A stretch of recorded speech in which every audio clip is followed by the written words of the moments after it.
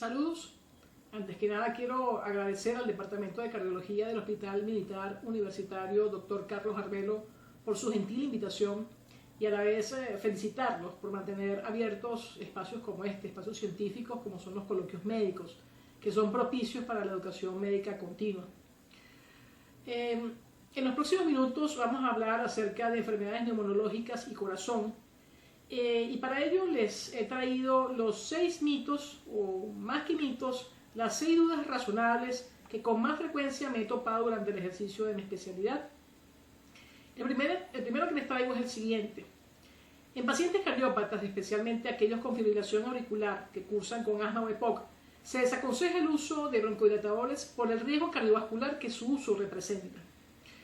Es cierto que los broncohidrasadores en general, bien sean los beta-2 agonistas de acción corta y prolongada o los antimuscarínicos de acción corta o prolongada, han sido asociados a efectos adversos cardiovasculares desde hace muchos años, tal y como lo señala Salpenter en esta revisión del 2004, donde propone un mecanismo fisiopatológico que involucra el aumento de la frecuencia cardíaca y la reducción en las concentraciones de potasio como los elementos promotores de estos efectos adversos cardiovasculares, o como esta publicada en el CHEST del 2012, con grandes cohortes de pacientes, en la que se demuestra que la tasa de arritmia se elevó tanto con los beta-2 agonistas de acción corta y prolongada como con los antimuscarínicos tipo hipratropio.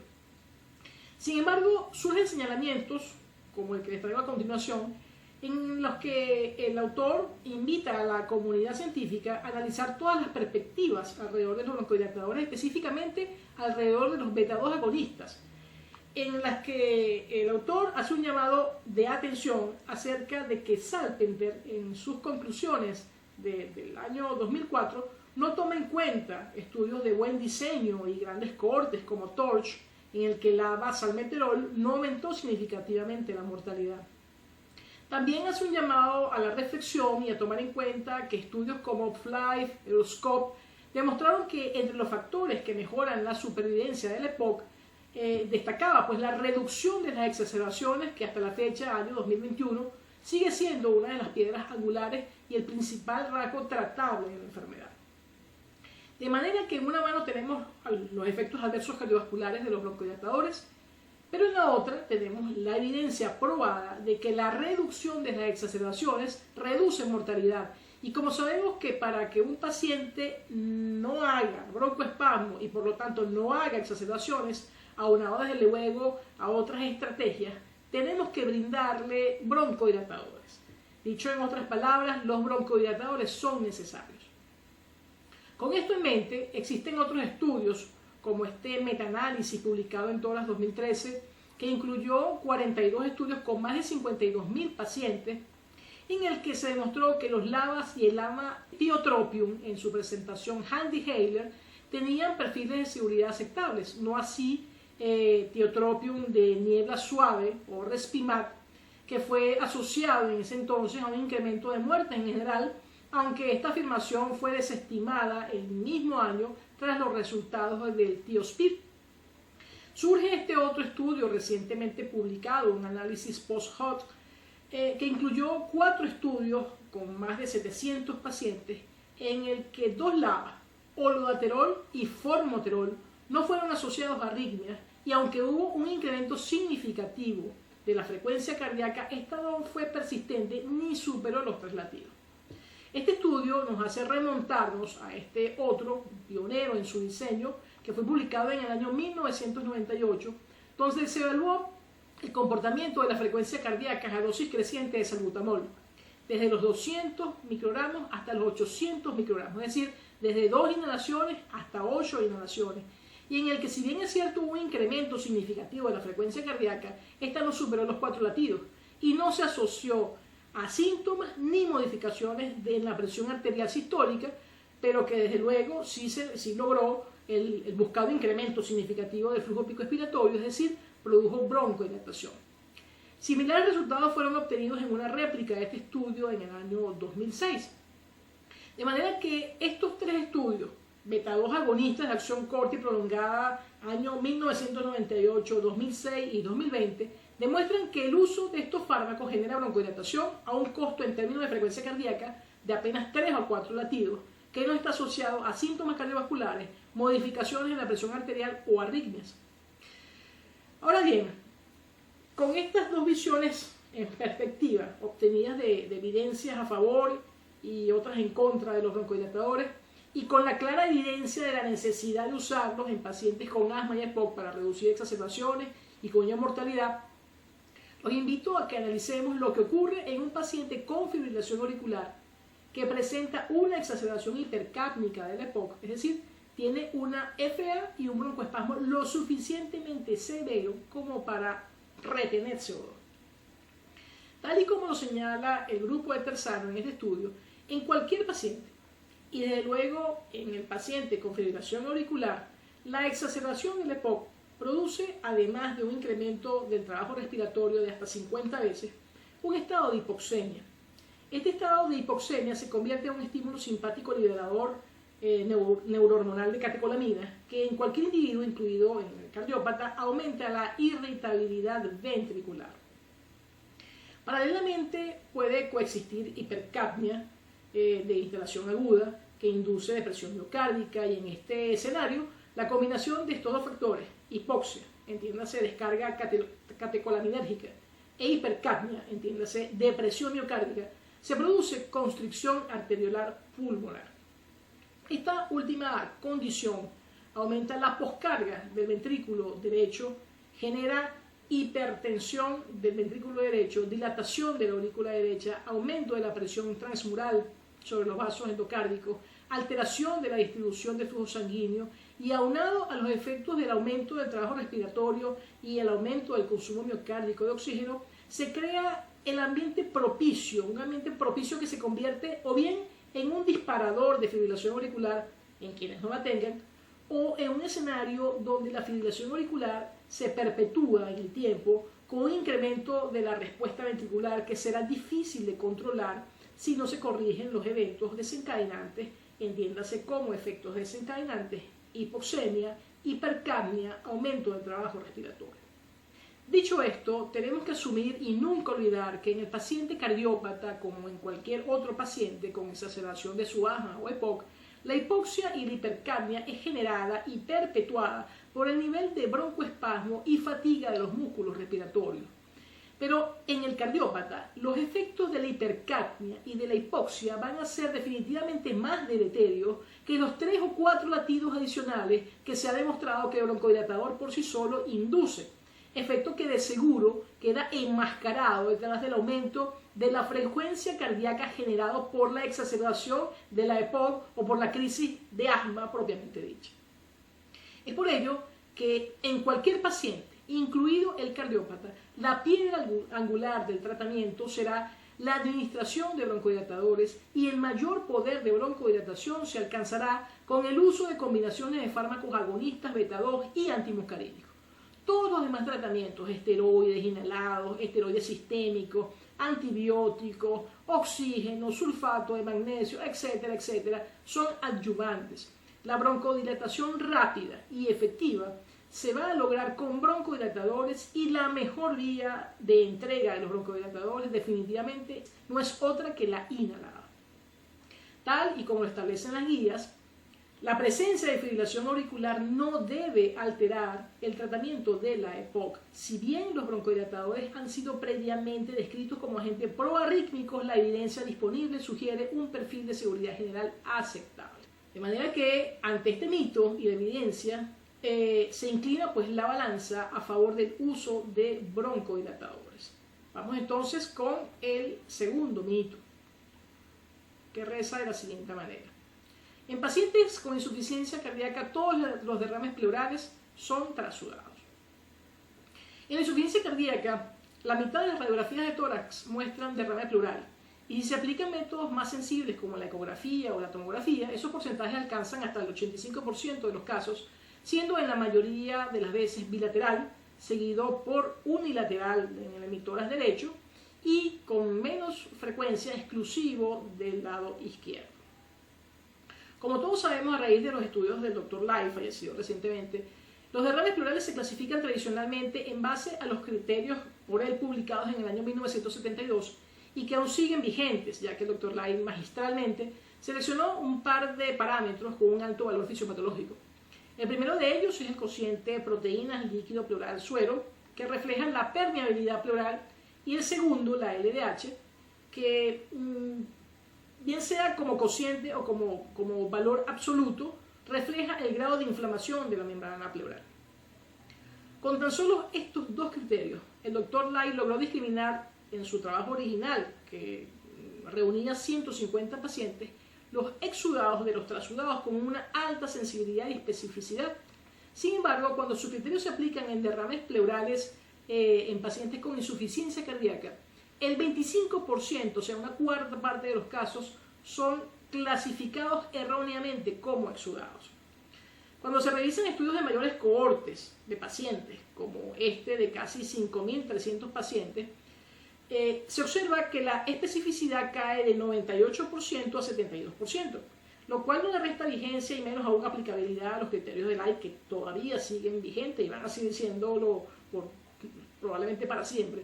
Porque tenemos que recordar que el propósito del Dr. Lai era identificar correctamente exudados, no se nos podía escapar ningún exudado. Sin embargo, en el contexto de la insuficiencia cardíaca, estos criterios identifican erróneamente el 28% de los trasudados, clasificándolos o mal clasificándolos como exudados. Si bien es cierto que esto ocurre cuando los resultados son limítrofes, cuando los valores están muy cerca del punto de corte, sucede, y entonces un porcentaje, 28%, son mal clasificados o erróneamente clasificados como exudados. ¿Y por qué sucede esto? Esto sucede por dos razones fundamentales. Primero, porque en estos pacientes el uso de diuréticos es frecuente. Los diuréticos eliminan más agua que soluto, es decir, más agua que proteínas o LDH del espacio pleural. Y dos, por la presencia de derrames pleurales hemáticos que se pueden presentar hasta en un 15% de los casos, recordando que los hematíes contienen lactato deshidrogenasa en su interior y elevan por tanto los niveles de esta molécula en los derrames pleurales cuando están presentes. Entonces, ¿cómo podemos hacer para identificar los falsos exudados en una insuficiencia cardíaca? Si nos basamos en el aspecto del líquido pleural, no nos va a ir bien, nada bien, pues menos del 15% de los trasudados tienen un aspecto acuoso, como el que ustedes ven aquí. Lo que debemos hacer entonces es aplicar otros parámetros, como lo son la determinación de ProBNP y el colesterol en líquido pleural, pero más sencillo y más económico que esto es acostumbrarnos a realizar el cálculo del gradiente de albúmina, el gradiente de proteína, que sencillamente se obtiene restando el valor de estos parámetros en suero menos pleura, con puntos de corte que se establecen en 1,2 gramos para albúmina y 2,5 gramos para proteínas totales. Y mejor aún, combinando estos parámetros con otros, como son la edad, la radiografía de tórax, en un score propuesto por uno de los grandes de la pleura, como es el Dr. Porcel, que cuando es de 7 puntos o más sobre un total de 11, alcanza una especificidad de 95% en la correcta identificación de los trasudados. De manera que, ante este segundo mito, la respuesta es sí, pero cuando lo analizamos correctamente. Y recuerden, como dato operativo, que para analizar correcta y completamente el líquido pleural, al realizar una toracocentesis diagnóstica, no olviden obtener además una muestra sérica en un tubo taparroja para la determinación de al menos LDH y proteínas totales y fraccionadas con albúmina. Si por alguna razón esto no se cumplió, tenemos 28 horas alrededor, tanto antes o después de obtenido el líquido pleural, para obtener estos valores y poder aplicar adecuadamente y correctamente los criterios. El tercer mito que les traigo es el siguiente: los derrames pleurales cardiogénicos solo se ven en insuficiencia cardíaca. Pues esto no es así. Cuando existe hipertensión arterial pulmonar idiopática o asociada a enfermedad del tejido conectivo, hay un aumento de la presión media de la aurícula derecha que disminuye el retorno linfático, aumenta las presiones del conducto torácico y disminuye la reabsorción linfática pleural, lo que, combinado al aumento de la presión hidrostática de las venas de la pared torácica y bronquiales, se ha propuesto como los mecanismos fisiopatológicos involucrados en la formación del derrame pleural en insuficiencia cardíaca derecha. De manera que este mito es falso. También se observan en insuficiencia cardíaca derecha. El cuarto mito: los derrames pleurales en insuficiencia cardíaca no se estudian. No se estudian porque son trasudados secundarios a la enfermedad de base.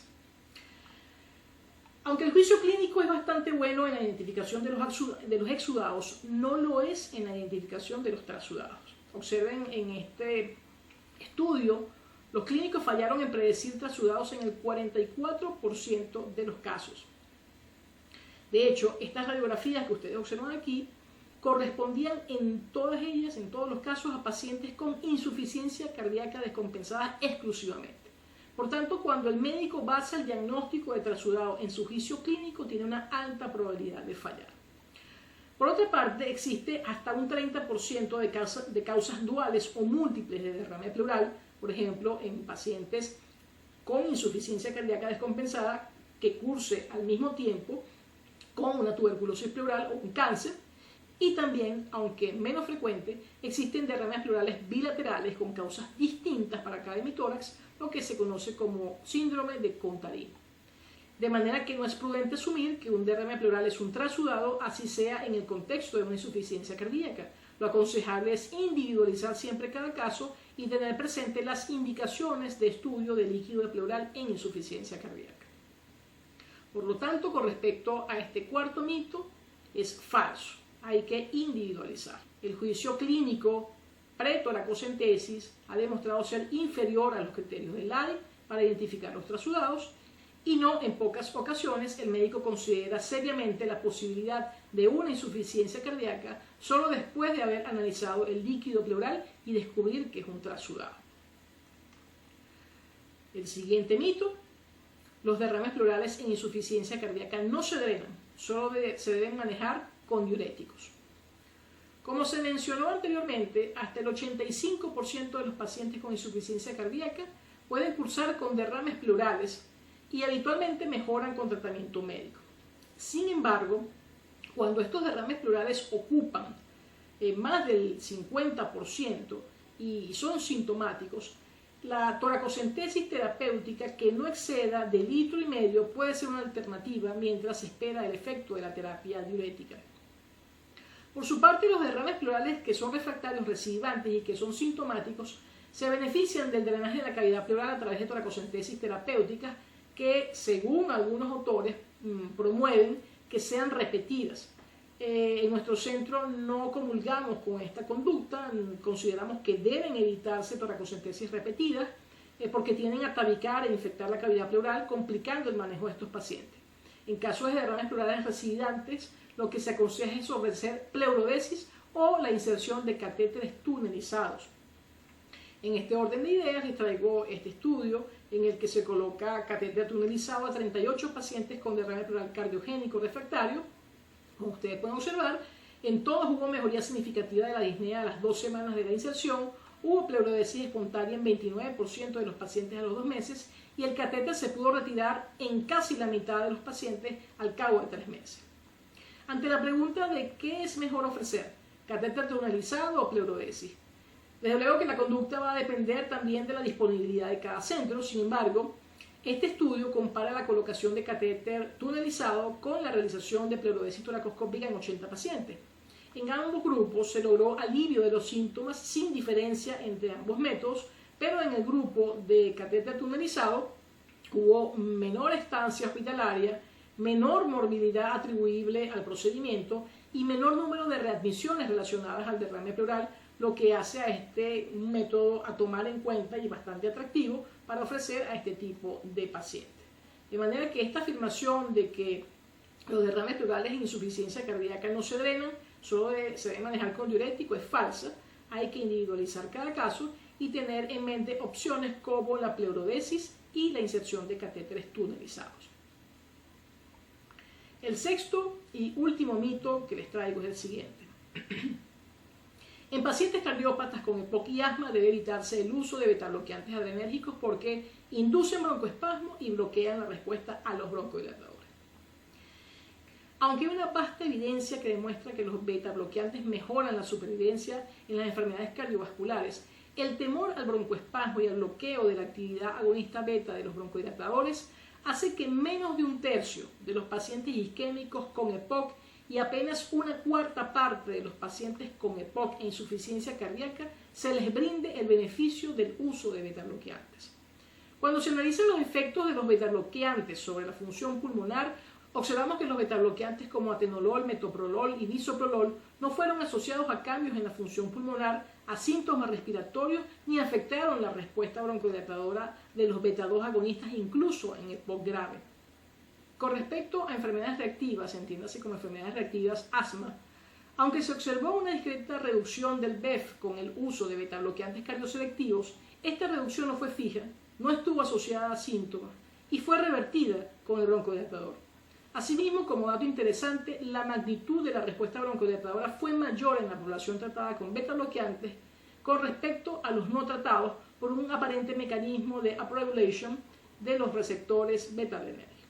Pero es que además el uso crónico de betabloqueantes ha sido asociado a otros beneficios de índole antiinflamatorio, tales como reducción de la inflamación y secreción mucosa, inhibición de la quimiotaxis neutrofílica y reducción de la endotelina 1, que es un potente péptido broncoconstrictor implicado en las exacerbaciones de EPOC.